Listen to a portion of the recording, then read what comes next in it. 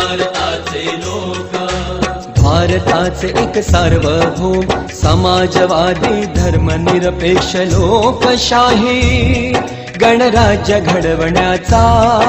व त्याच्या सर्व नागरिकास सामाजिक आर्थिक व राजनैतिक न्याय, विचार अभिव्यक्ती,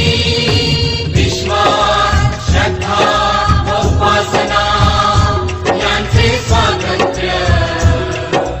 दर्जाची व संधीची समानता निश्चितपणे प्राप्त करून देण्याचा